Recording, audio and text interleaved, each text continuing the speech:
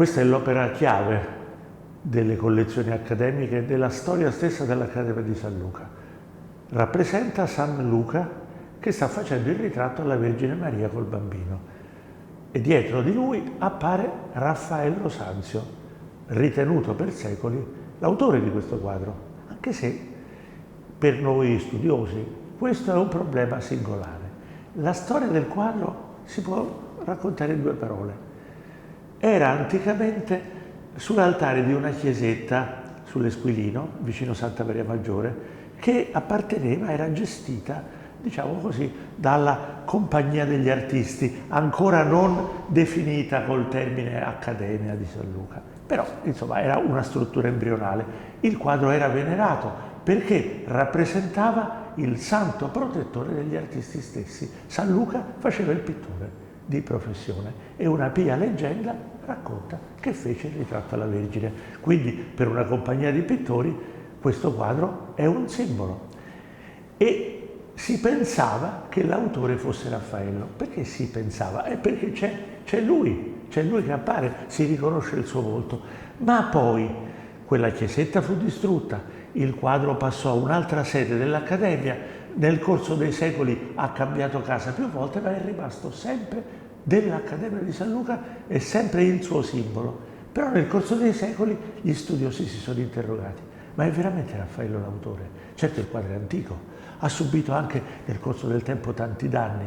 Pensate, cari amici, era dipinto su tavola di legno come si usava nel Cinquecento, poi quella tavola si rovinò e allora i tecnici più moderni hanno staccato la pellicola pittorica dal supporto e lo hanno rimontato su una tela. Oggi il quadro è una tela, ma non lo era all'origine.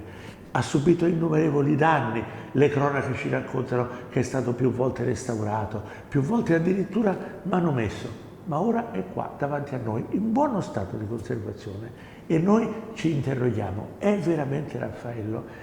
C'è un episodio interessantissimo. All'inizio del 1600 questo quadro venne copiato da un grande accademico di San Luca del tempo, il pittore Antiveduto Grammatica, un nome molto singolare e curioso. E è qui davanti a noi, e io per andare a trovare Antiveduto Grammatica passo davanti all'affresco staccato del Putto, opera celebratissima di Raffaello, e ne parleremo tra un po', ma oggi no, lo trascuriamo e ci mettiamo di fronte alla copia di Antiveduto Grammatica.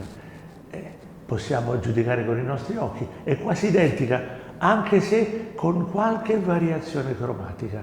Antiveduto Grammatica la eseguì appunto quando era principe dell'Accademia di San Luca, perlomeno secondo alcuni studiosi è così, secondo altri non proprio in quel momento, ma questo non ha grande importanza. Antiveduto Grammatica apparteneva alla scuola che oggi noi chiamiamo caravaggesca, ed è interessante il confronto tra il timbro cromatico dell'originale ritenuto di Raffaello, anche se non comprovato come Raffaello, e questa copia bellissima. Qual è più bella? Qual è più interessante? Qui vogliamo sapere il vostro giudizio ben inteso.